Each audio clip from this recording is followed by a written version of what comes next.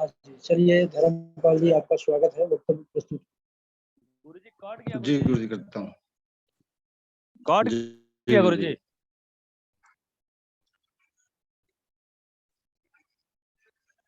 अस्मद् गुरुभ्यो नमः। अस्मद् परम गुरुभ्यो नमः। अस्मद् सर्वगुरुभ्यो नमः। श्री राधा कृष्णाभ्यां नमः। श्रीमते रामानुजाय नमः। लंबोदरम परम सुंदरेकदंतं पीताम्बरं त्रिनयनं परम पवित्रम् उद्यद्दिवाकर्णिभोज्वल कांतिकांतं विघ्नेश्वर सकल विघ्नहरं नमामि। जय तु देवी देवकी नंदनो अयम्। जय तु कृष्णो वृष्णिवंश प्रदीपः। जय तु मेघ श्यामलः कोमलांगः। जय तु पृथ्वी भारनाशो मुकंदः। बर्हपीडं नटवर बपु कर्ण्यो कर्णिकारं बिभ्रद्वासः कनककपिशं वैजयन्तीं च मालां रन्ध्रान् वेणुर्धर सुधया पूरयन् गोपवृन्दै वृन्दारण्यं स्वपदरमणं प्राविशद्गीतकीर्तिः। अंजनानंदनं वीरं जानकी शोकनाशनं कपीशमक्षहन्तारं वन्दे लंका भयंकरं। भक्त भक्ति भगवंत गुरु चतुर्नाम बपुवेक इनके पद वंदन कियो किए नासत विघ्न अनेक। गुरुजी आपको कोटि कोटि नमन। आज गुरु पर्व के उपलक्ष्य में और जूम ऐप के माध्यम से जुड़े सभी भगिनी बंधुओं को मेरा नमस्कार और बधाई गुरु पर्व की। आज मैं थोड़ा लंबा चरित्र है, संयमित करने की कोशिश करूंगा और ये परीक्षित चरित्र के विषय में यदा मृधे कौरव संजयानां वीरेश्वथो वीर गतिं गतेषु वृकोदरा विद्ध गदा विमर्श भगनो रुदंडे धृतराष्ट्रपुत्रे। सूत जी बोले, ऋषियों, जब महाभारत युद्ध में सभी कौरव मारे गए, पांडव विजय श्री को प्राप्त हुए, तो अंतिम युद्ध में विशाल भीमसेन ने अपनी गदा प्रहार से दुर्योधन का उरुदंड भेदन कर दिया और वह मूर्छित होकर संग्राम भूमि में जा गिरा।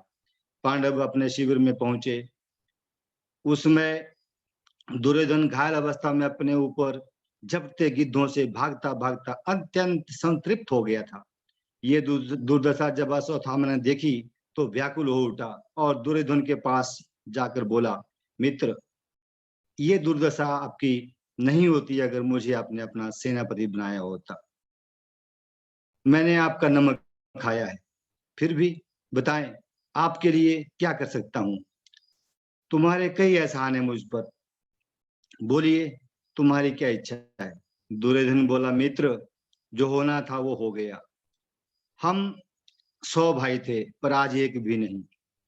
इससे अधिक पीड़ा इस बात की है कि मेरे शत्रु 5 भाई थे, उनमें से मरा एक भी नहीं, सबके सब ज्यों के त्यों। तो अगर तुम उन 5 में से एक को भी गिरा दो तो संतोष मिले, यही मेरी अंतिम इच्छा है। मित्र, यदि तुम्हारी यही इच्छा है, अंतिम इच्छा, तो मैं इसे पूरा करूंगा। तुम एक की बात करते हो, मैं 5 के सिरा भी आपके पास काट कर लाता हूं। ऐसा कहकर अश्वत्थामा चल पड़ा और काक उलूप न्याय से रात्रि में ही हमला कर दिया। जब हमला किया, इधर पांडवों की सूनी सैया पर पांडवों के 5 पुत्र आकर के अपने अपने पिता के सैया में सो गए थे, क्योंकि पांडवों को श्री कृष्ण भगवान जी युद्ध भूमि से दूर, अपने उनके शिविर से दूर कहीं अन्यत्र ले गए थे विजय श्री को मनाने के लिए। जब वहां देखा तो अश्वत्थामा ने रात्रि में जब आक्रमण किया तो पांडव समझ करके उन पुत्रों के सिर धड़ से अलग कर दिए और दुर्योधन के पास लाया। मित्र देखो, तुम एक ही बात करते थे, मैं 5 के 5 लाया हूं। जब दुर्योधन ने सुना तो थोड़ा खुशी तो हुआ, प्रसन्न हुआ, पर जब देखा तो पहचान कर बड़ा दुखी हुआ। बोला, अरे अश्वत्थामा, ये पांडव नहीं, पांडव पुत्रों के सिर है। तूने तो इन्हें मारकर हमारे कुल में पानी देने वाला भी कोई नहीं छोड़ा। दुखी होकर दुर्योधन का प्राणांत हो गया। अश्वत्थामा घबराया कि अब पांडव मुझे जीवित नहीं छोड़ेंगे और वहां से भाग निकला।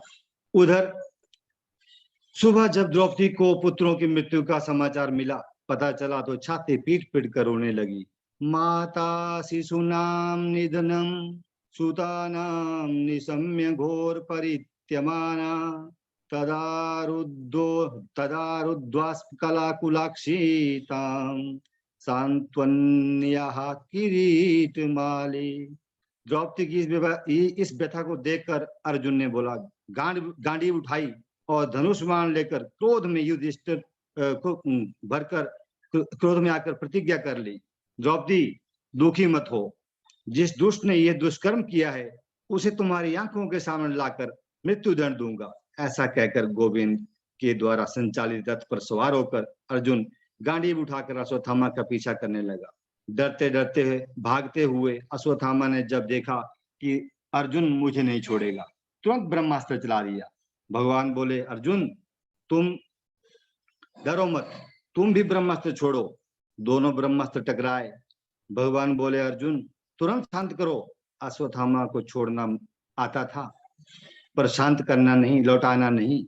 अर्जुन ने अपने दिव्य ब्रह्मास्त्र का प्रभाव शांत किया और अश्वत्थामा को तुरंत रस्सियों से बांधकर जकड़कर बंदी बनाकर रथ पर पटक दिया।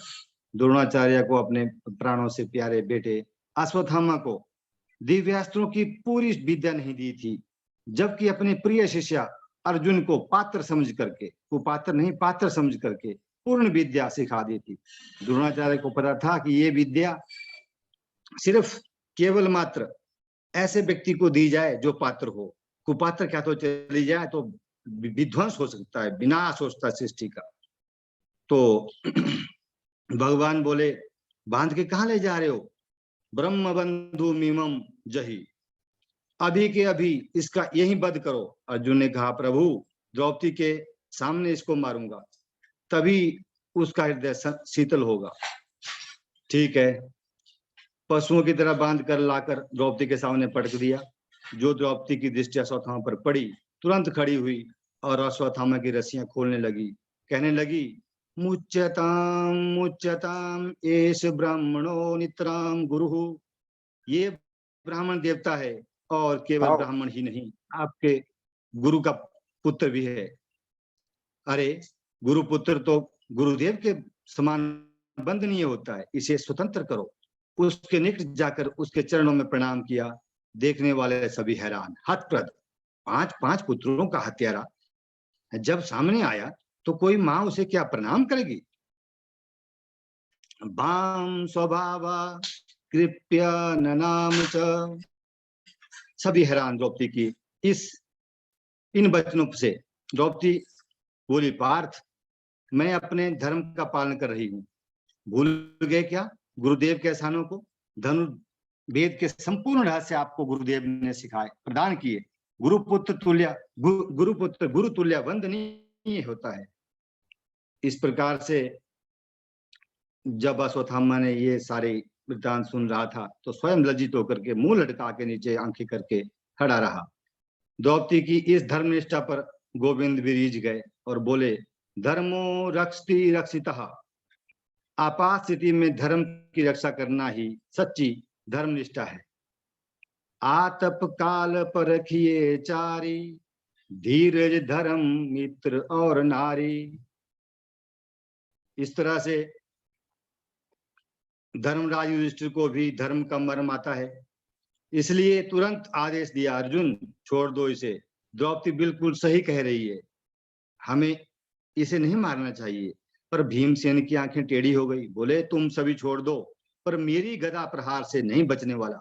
भीम दौड़े, द्रौपदी उसे बचाने लगी। तभी भगवान ने चतुर्भुज रूप धारण करके 2 हाथों से भीम को रोका और 2 हाथों से द्रौपदी को पकड़ लिया। भगवान ने कहा, अर्जुन, जो शास्त्र कहें वह करो।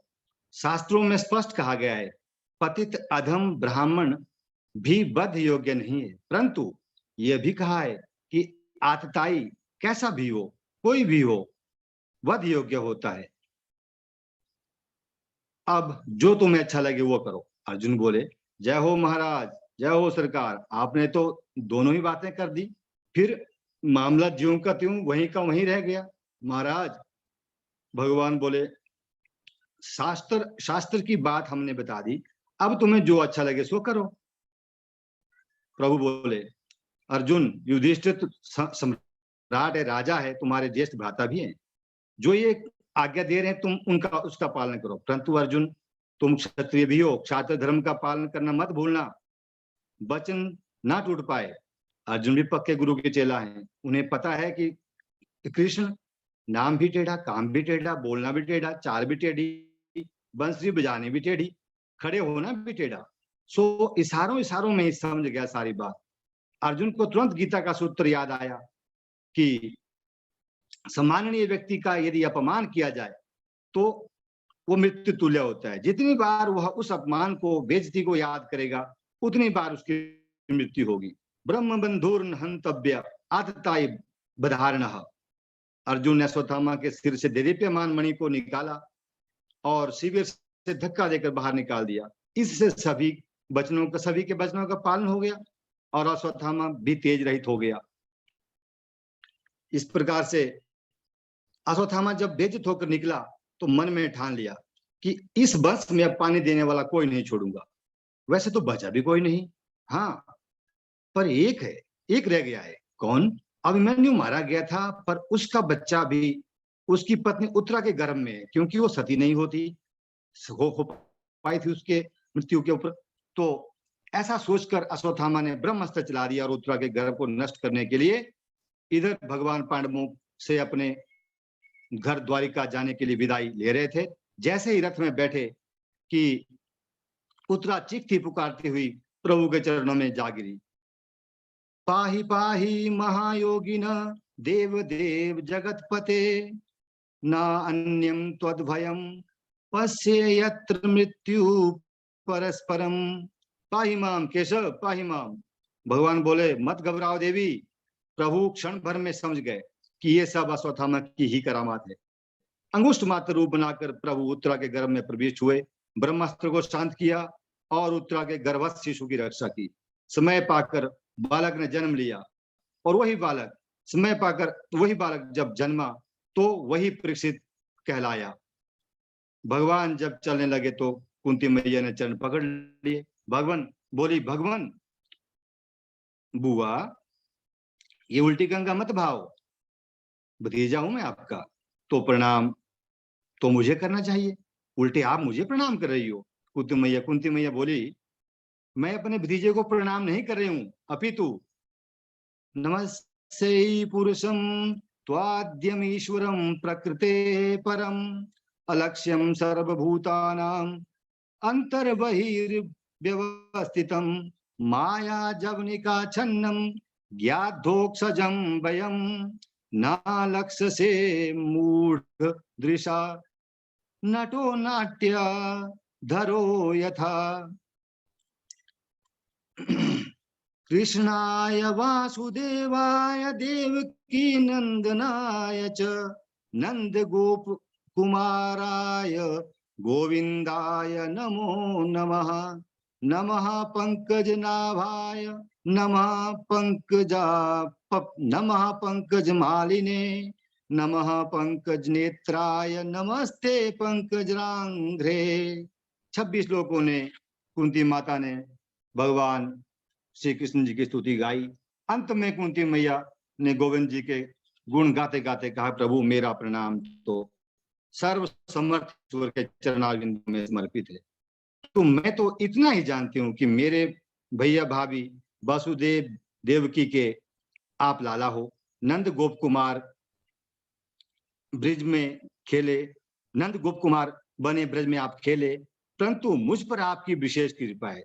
देवकी भले आपकी माता है, मैया है, पर उसके 6 पुत्रों बच्चे मार दिए कंस ने, आपने नहीं बचाए। मैं आपकी बुआ हूं, मेरे 5 बच्चे थे, पर 5 में से किसी को आपने आंच भी नहीं आने दी। बड़े बड़े संकटों से पग पग पर मेरे 5 बच्चों को आपने ही बचाया है। परंतु आप जा रहे हो तो प्रेम से जाओ, पर जाने से पहले मुझे एक वरदान देते जाओ। प्रभु बोले, क्या?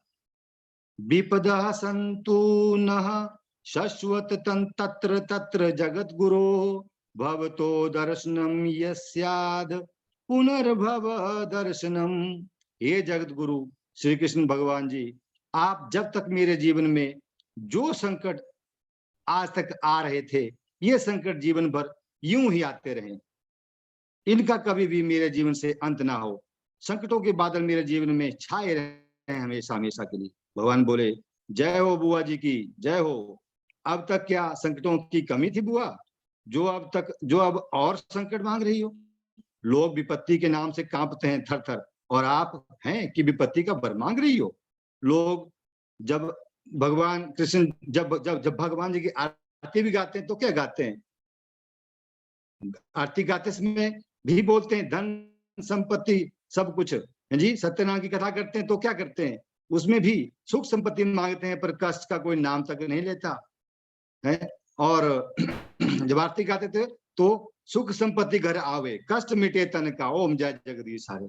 इस तरह से विपत्ति क्या कम थी? विपत्ति से बुआ अब तक पेट नहीं भरा क्या?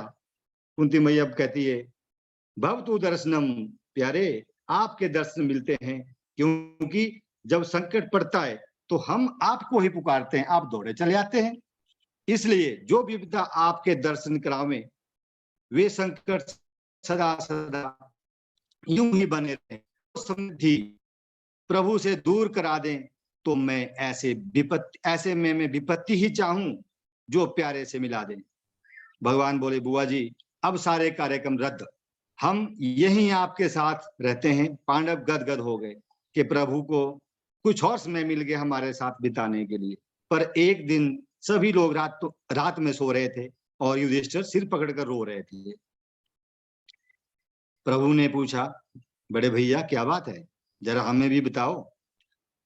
हमारे जितने स्नेहीजन, तो युधिष्ठिर जी बोले कि हमारे जितने भी स्नेहीजन थे, प्रेमी जन थे, जिनकी गोदी में हम खेले, साष्टांग प्रणाम करते थे, दंडवत प्रणाम करते थे जिनको, उन सभी को तो हमने मार दिया। स्त्रियों का सिंदूर उजाड़ दिया, अनाथ बच्चे का हमने कर दिए, विधवा स्त्रियां हो गई। जब मेरी आंखों के सामने आती हैं ये सभी, तो मेरा चित्त व्यथित हो उठता है। प्रभु इस राज्य के लिए मैंने उनका सुहाग उजाड़ दिया। युधिष्ठिर मोह ग्रसित हो गए। जो भगवान के सामने अर्जुन महाभारत युद्ध में जब गीता ज्ञान दिया था तब हुए थे। भगवान समझ गया कि इन्हें किसी बुजुर्ग के पास ले ही जाना पड़ेगा। भगवान बोले, तो चलो भीष्म पितामह से मिलते हैं। भीष्म पितामह बाणों की सैया पर लेटे हुए थे। तो जैसे ही उनके पास पहुंचे, भीष्म पितामह प्रभु को देखते ही पितामह ने प्रमुदित होकर प्रणाम किया और बोले, प्रभु आज एक वरदान दे दो, हमारी भी एक अंतिम इच्छा है। क्या? सदेव देवो भगवान प्रतीक्षताम कलेवरम यावद इदम हिनोम्य हम। प्यारे एक ही प्रार्थना है, जब तक मैं इस संसार को छोड़कर ना जाऊं, तब तक आप मेरे सामने ऐसे ही खड़े रहना महाराज। तो भगवान जी मुंह लटकाकर बोले, जैसी आपकी इच्छा प्रभु। तात्श्री मुंह क्यों लटकाया? प्रभु ने सोचा, इच्छा मृत्यु का वरदान प्राप्त है, जब तक चाहेंगे तब तक मरेंगे नहीं। मरने की इच्छा भला करते ही कौन है? साल 2 साल के लिए टिक गए तो मेरी तो खड़े खड़े ड्यूटी लग गई, लंबी हो जाएगी ड्यूटी, कौन ऐसे खड़ा रह सकता है? पितामह बोले, सुनिए महाराज, ये लटका हुआ चेहरा मुझे नहीं देखना है, जरा मुस्कुराओ। मुस्कान आपके चेहरे पर अद्भुत चमत्कार लाती है। प्रसन्न हासारुण लोचनोल्लास मुखम्बुजो ध्यान पथश्चतुर्भुजः लखी जिन लाल की मुस्कान, तिन्ही बिसरी वेद विधि सब योग संयम ज्ञान। नेम व्रत आचार पूजा पाठ गीता ज्ञान, रसिक भगवत दिग्दयी असी एचि के मुख म्यान। भगवान की मधुर मुस्कान जिसने एक बार देख ली, मानव जीवन में जो शोक सागर है, खारा पानी सब सूख करके मुस्कान के दर्शन होते ही प्रेमामृत बन जाता है। पितामह भगवान की मुस्कान पर मुग्ध हो गए, सारी पीड़ा समाप्त हो गई।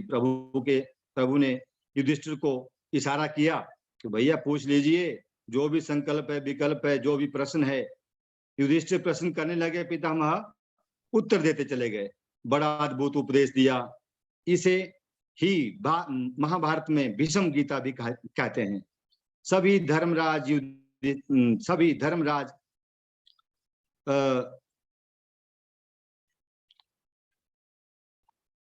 भगवत धर्म की, मोक्ष धर्म की, स्त्री धर्म की, दान धर्म की, सभी धर्मों का विस्तार से धर्मराज ने ज्ञान प्राप्त किया और उस दिव्य धर्म के मर्म को ज्ञान बताकर युधिष्ठिर सहित सभी पांडवों का शोक समाप्त हो गया। और भीष्म बाबा को भी लगा कि अब उत्तरायण सूर्य हो गए हैं भगवान जी, और भीष्म और प्रभु भी उत्तरायण है, दोनों सम्मुख उपस्थित हैं। अब देर नहीं करनी चाहिए, मुझे अपने राम को भी चल देना चाहिए। और भगवान के चरणों में प्रणाम करके 11 लोकों में गोविंद जी की दिव्य स्तुति गाई। इस प्रकार से जो इसको भगवान को भी 11 का अंक बड़ा प्रिय लगता है, क्योंकि प्रभु को एकादशी का व्रत भी उस दिन प्रभु का लोग रखते हैं। 11 लोकों में ही भीष्म पितामह जी ने पुष्पांजलि अर्पित की प्रभु को, और बाणों के सैया पर लेटे लेटे पितामह कहीं दूर जा सकते थे पुष्प लाने, इसलिए पुष्पताग्या छंद में, पुष्पताग्या कहते हैं, वैसे यहाँ पर पुष्पताग्रा छंद में शब्द सुमन समर्पित किए। इतिमति रूप कल्पिता वितृष्णा भगवती सांत्वत पुंगवे विभुम्नि, स्वसुख मुपगत क्वचित् हरतु प्रकृति मेयुषि यद भव प्रवाह। इस तरह से सारी स्तुति 11 श्लोकों में की। पितामह भीष्म की स्तुति का श्रीगणेश इति शब्द से किया जाता है, जबकि इति अंत में आता है। प्रारंभ में क्यों किया?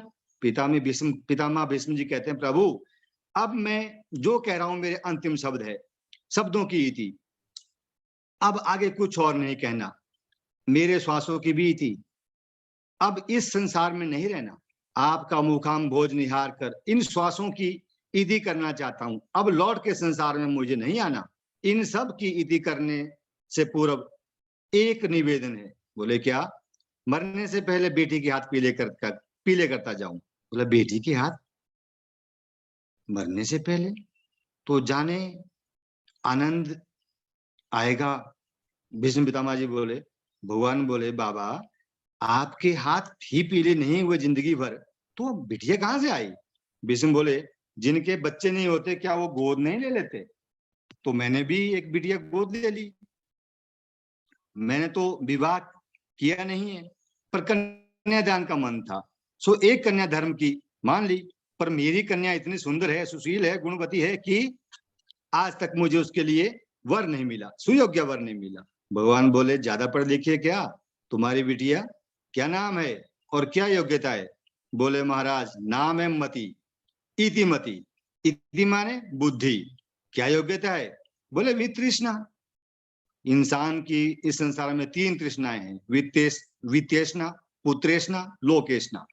इन 3 तृष्णाओं में मति विकृत है, परंतु मेरी मति के में कोई तृष्णा नहीं है, और ऐसी निर्मल मति के पति संसार में कोई दिखा नहीं। इसलिए प्रभु यही निवेदन है कि मेरी मति आपकी बनेगी श्रीमती, आप बनेंगे इसके पति, तो आपके चरणों में करेगी ये रति, और मुझे भी मिल जाएगी फिर इस संसार से सदगति।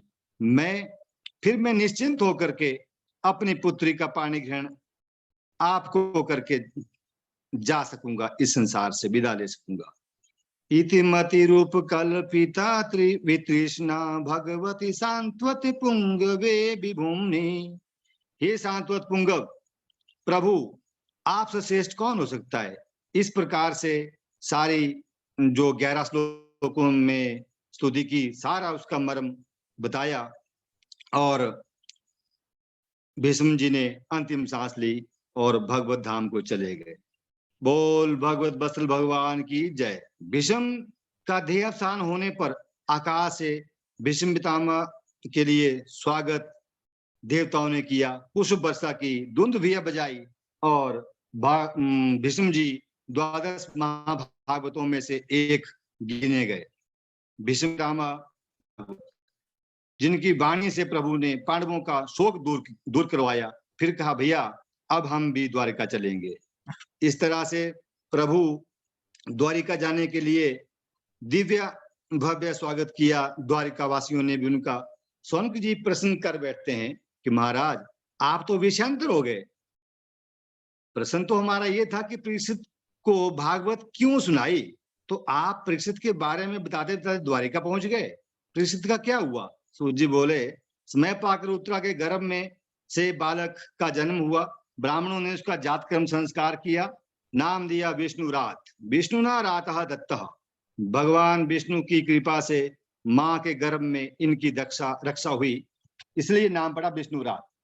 फिर पर जिसकी गोदी में यह बालक जाता था, उसके सामने जो भी आता उसी को यह बड़े ध्यान से टुकुर टुकुर करके देखता, क्या ये वही चतुर्भुज रूप हैं जो माँ के गर्भ में मुझे बचाने के लिए आए थे। इसलिए इनका दूसरा नाम पड़ा परीक्षित। परीक्षित का अर्थ है चारों ओर ढूंढना, परीक्षण करना।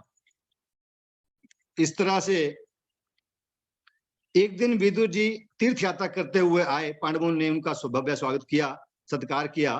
धृतराष्ट्र ने विदुर जी के पास जब पांडवों की भूरी भूरी प्रशंसा की, तब विदुर ने धृतराष्ट्र को पांडवों के विरुद्ध रचे षड्यंत्र व ईर्ष्यालु व्यवहार की सारी याद दिलवा कर कहा, महाराज इनकी महिमा गाते गाते लज्जा नहीं आती आपको। जिनके मारने के लिए आपने अनेक कुचक्कर रचे, आज उन्हीं के टुकड़ों पर कुत्ते की तरह दुम हिला रहे हो। इस तरह विदुर उन्हें रातों रात अपने साथ यात्रा पर ले गए, तीर्थ यात्रा पर ले गए। देवर्षि नारद ने तुम्बुरु गंधर्व के साथ प्रकट होकर पांडवों जब पांडव उनको ढूंढने लगे तो बताया पांडवों को कि ताऊ जी की चिंता मत करो, विदुर जी उन्हें अपने साथ तीर्थ यात्रा पर ले गए हैं। समय बीता, एक बार भगवान जी अर्जुन को अपने साथ घुमाने द्वारिका ले गए थे। 7 मास बीत गए, अर्जुन लौट के नहीं आया। चिंता हुई पांडवों को, चिंता कर ही रहे थे कि अर्जुन मुंह लटकाए आ गए। अर्जुन की ऐसी हालत देख कर सब यादप्रद हो गए। अर्जुन से जब कुशल सेन द्वारिका के बारे में पूछा तो अर्जुन चरणों पर गिर पड़े और यदुवंश के संहार का पूरा वृत्तांत सुना दिया भाइयों को। जैसे ही सुना कि भगवान अपने परम धाम चले गए और यदुवंश का संहार हो गया, सुनते ही माता कुंती ने तुरंत भगवान के चरणों का ध्यान करते हुए देह त्याग दिया। और पांडवों ने भी तत्काल अपने नन्हे से पौत्र परीक्षित को सत्ता का भार सौंप दिया और द्रौपदी के साथ लेकर के हिमालय की यात्रा पर स्वर्गारोहण के लिए चल पड़े। इस तरह से छोटी सी अवस्था में परीक्षित के ऊपर सत्ता का भार पड़ा। एक दिन विचार किया कि हमने राज्य तो संभाल लिया, मंत्रियों के परामर्श से राजकाज चला रहे हैं, पर एक बार स्वयं चलकर देखना चाहिए कि राज्य में क्या क्या चल रहा है। तो वेश बदलकर परीक्षित प्रजा के बीच में पहुंचे। तो जब प्रजा के बीच में पहुंचे तो जहां भी जाते अपने पिताश्री स्वर्गीय पिताजी की प्रशंसा सुनकर बड़े गदगद होते थे। एक जगह बड़ा विचित्र दृश्य देखा और बड़े हैरान हुए। क्या देखा कि एक दुष्ट बुरी तरह से गाय और बछड़े को मारता हुआ ले जा रहा है। बछड़े को इतना मारा कि उसके 3 पैर तो तोड़ दिए और एक पैर पर जरा बछड़ा खड़ा है, कांप रहा है। गौ माता भी आंसू बहा रही है। दोनों एक दूसरे से बातें कर रहे हैं। बछड़ा पूछ रहा है, माते आप इतने दुखी क्यों दिखाई दे रही हो? क्या मेरे पैर टूटने के से आप दुखी हैं या इसलिए दुखी हैं कि प्रभु हमें छोड़कर परम धाम चले गए? गौ माता कहती है, वत्स मैं अपनी पीड़ा का क्या कारण बताऊं? इन दोनों के संवाद को सुनकर परीक्षित के कान खड़े हो गए। क्रोध से नेत्र अंगारे बरसाने लगे। अरे जिन गायों के नाम पर प्रभु का नाम गोविंद गोपाल पड़ा, प्रभु गोपाल बनकर बन बन विचरण करते थे, उनके परम धाम जाते ही मेरी गायों पर इतना अत्याचार। हाथ में लिए तलवार फिर से दौड़ पड़े। हे गौ माता, हे गौ माता, आपको रोने की जरूरत नहीं, अभी फिर से जिंदा है, जीवित है। मारोदी रंभ भद्रम तेखा नाम मई सत शास्त्री।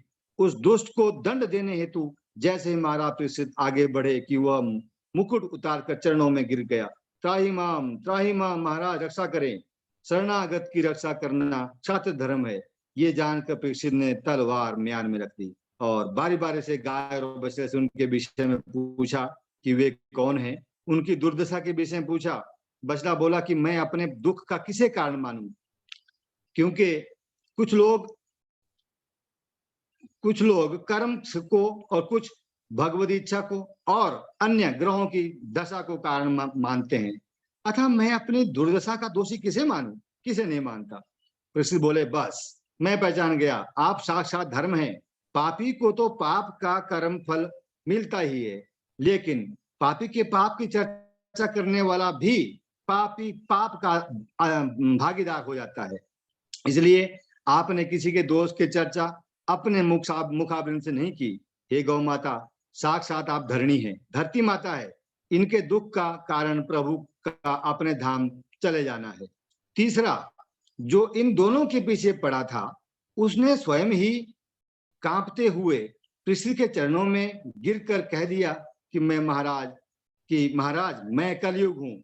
परीक्षित पूछे बिना आज्ञा पासपोर्ट लिए, परीक्षित पूछे बिना पूछे आज्ञा, बिना पासपोर्ट लिए, बिना परमिशन लिए तू मेरे राज्य में कैसे घुसा भाई, किस सीमा से आया, इतना दुस्साहस तेरा। इस सब देव वसुंधरा पर महाराज आपका ही छत्र साम्राज्य है, एक छत्र। महाराज जाऊं तो जाऊं, कहाँ जाऊं, जहां भी जाऊं आपका ही राज्य नजर आता है। और चरणों पर गिड़गिड़ा कर अपने लिए स्थान मांगे। ऋषि ने कलयुग से उसके गुण दोषों के विषय में पूछा तो कलयुग ने कहा महाराज दोषों का तो मैं भंडार हूं, खजाना हूं, पर एक ऐसा सरल सहज गुण है जो अन्य युगों में बड़ा ही दुर्लभ था। भाई कौन सा गुण है वो? महाराज यत् फलम नास्ति तपसा न योगेन समाधिना सम्य कलौ केशव कीर्तनात्। कलयुग में जब जीव केवल हरिनाम संकीर्तन मात्र से ही इस भव सागर को बड़ी सरलता से पार कर सकते हैं। कलयुग में मात्र घर बैठे बैठे प्रभु नाम का आश्रय ले ले, बैठे बैठे जीव हिलाओ और भव सागर से पार हो जाओ। प्रसन्न होकर परीक्षित जी महाराज ने कलयुग को 4 स्थान दिए रहने हेतु। द्वितम पानम स्त्रिय सूना यत्रा धर्म चतुर्विधः। जुआ जहां चलता हो, खिलता हो, मदिरापान होता हो, और पर स्त्री लंपट पुरुष जहां रहते हो, और साथ में जीवों की जहां हत्या होती हो। महाराज आपके राज्य में चारों ही नहीं है, मैं कहाँ रहूंगा। कलयुग बोला महाराज एक गुण तो मेरा आपको बहुत पसंद आया, तो क्या एक बढ़िया सा कमरा नहीं, क्योंकि मेरे मेहमान आए तो वहां तो ठहर सकते हैं, खाना खा सकते हैं। तो कलयुग ने सोने में स्वर्ण में निवास मांग लिया। तो इसने प्रसन्न होकर तुरंत कह दिया जाओ, तुम्हें स्वर्ण में निवास दिया। भागवत में 11 स्कंद में भगवान ने विभूति योग का वर्णन जब किया, वहां पर उद्धव से कहा है धातु नाम अस्मि कांचनम। हे उद्धव, धातुओं में मेरा ही निवास है, मैं ही हूँ, स्वरूप मेरा ही स्वरूप है। एक जगह कली का निवास स्वर्ण में और दूसरी जगह भगवान का स्वर्ण में, ये दो कैसे? तो इस शंका के निराकरण हेतु भी ये कहा गया है कि ईमानदारी द्वारा प्राप्त किया गया स्वर्ण में भगवान का निवास होता है, और बेईमानी द्वारा अर्पित किए गए स्वर्ण में कलयुग का। संसार की प्रत्येक वस्तु भगवान के निमित्त मानकर प्रसाद भक्त पर प्रभु को अर्पण करके ग्रहण की जाए तो उसमें प्रभु का वास हो जाता है। अतः भगवान का प्रसाद बनाकर ही वस्तु ग्रहण करनी चाहिए। एक दिन स्वर्ण मंडित मुकुट धारण करके शिकार खेलने के परीक्षित जी निकल पड़े। मार्ग भ्रमित हो गए और रास्ता बढ़ते बढ़ते भूख प्यास से पीड़ित होकर के शमीक मुनि के आश्रम में पहुंच गए। बाहर खड़े होकर के खूब आवाजें लगाई प्रत्युत्तर कुछ नहीं, कोई जवाब नहीं मिला। कुटिया के अंदर जाकर देखा तो ध्यान मगन महात्मा दिखाई पड़े। महाराज राजा को लगा कि मेरे स्वागत से बचने के लिए समाधि का नाटक कर रहे हैं। मरा हुआ सांप दिखाई दिया, धनुष कोटी से उठाकर महात्मा जी के गले में डाल दिया।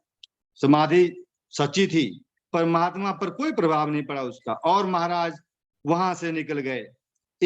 यह दृश्य एक बालक देख रहा था। दौड़ करके कौशिकी नदी के तट पर स्मीक मुनि का पुत्र जो बच्चों के साथ खेल रहा था, श्रृंगी, समाचार सुना दिया उसको। बालक सुनते ही क्रोध भर गया, क्रोध से भर आकुल हो गया।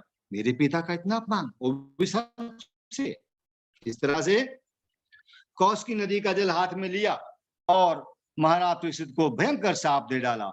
इति लंघ्यतम मर्यादाम तक्षकः सप्तमे हनि दंक्ष्यति समकुलांगार चोदितो में तद्रुहम।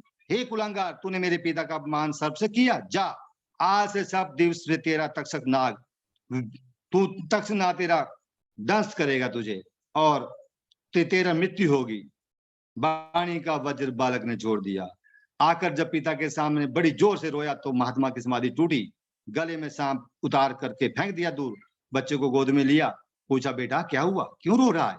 तो बालक ने पूरी कहानी सुना दी। सुनते ही महात्मा बड़े दुखी हुआ। अरे बेटा, तूने इतना बड़ा अनर्थ कर दिया। हम बड़भागी हैं जो परीक्षित जैसे राजा हमें मिले और जिनके राज्य में हम चैन से भजन कीर्तन करते थे, प्रभु नाम स्मरण करते थे। बेटा, जब प्रजा का भाग्य और पुण्य प्रबल होता है तब परीक्षित जैसे महाराज प्राप्त होते हैं। भारत भूमि को ऐसा सच्चा धर्मनिष्ठ राजा नहीं मिलेगा, पर अब जो होना था सो हो चुका। तुरंत अपने शिष्यगण भेज दिए, परीक्षित के पास समाचार सुनाया। परीक्षित को जब ये समाचार का पता चला तो मैं मरने वाला हूं, तो 7वें दिन और तुरंत मतलब सर्वस्व त्याग करके अपना सीधे गंगा तट पर सुख तीर्थ पर आ गए, विराजमान हो गए। ऋषि मुनियों को पता चला, भाग भाग कर ऋषि मुनि राजा के पास आने लगे और राजा को विविध भांति समझाने लगे। महाराज परीक्षित सबसे एक ही प्रश्न पूछते कि हम जैसे मरने वालों का क्या करना चाहिए? म्रियमाणस्य किम कर्तव्यम। संतों से पूछ ही रहे थे कि उसी वक्त शुक्राचार्य जी वहां आ गए। मानो भगवान ही आज अपने भक्त पर कृपा करके व्यास पुत्र सुखदेव जी के रूप में प्रकट हो गए हैं। सुखदेव भगवान का दिव्य दर्शन करके ही सब ऋषि मुनि गदगद हो गए। बोल सुखदेव भगवान की जय, व्यास पुत्र भगवान की जय। तो सभी ने खड़े होकर अभिवादन किया। परीक्षित ने तुरंत आसन दिया, साष्टांग प्रणाम किया, पूजन किया, प्रार्थना की और पूछा कि आप जैसे सिद्ध संतों का स्मरण करने से ही पाप धुल जाते हैं प्रभु। चरणोदक और दर्शन मिल जाए तो कहना ही क्या। कृपा करके आप योगियों के परम योगी हो, गुरुओं के परम गुरु हो, आज हमें ये बतावें कि हम जैसे म्रियमाण मनुष्यों को क्या करना चाहिए, उनका कर्तव्य अकर्तव्य क्या है, क्या करें क्या ना करें। प्रश्न सुनते सुखदेव जी इसलिए प्रसन्न हुए क्योंकि ये उनका व्यक्तिगत प्रश्न नहीं है, ये जीव मात्र का प्रश्न है। प्रत्येक मनुष्य मृत्यु लोक में मरण धर्मा ही है। मरना तो सबको है और सबके जीवन में 7 दिन ही है। इन्हीं 7 दिनों के भीतर सब मरते हैं। बिना वार या बिना दिनों के कुछ हुआ भी आज तक या कोई मरा आज तक? सुखदेव जी कहते हैं परीक्षित, तुम्हारा प्रश्न लोकहित में है। संसार के मनुष्य दिन भर आजीविका पैसा कमाते हैं और रात भर और अपने परिवार का पेट भरते हैं,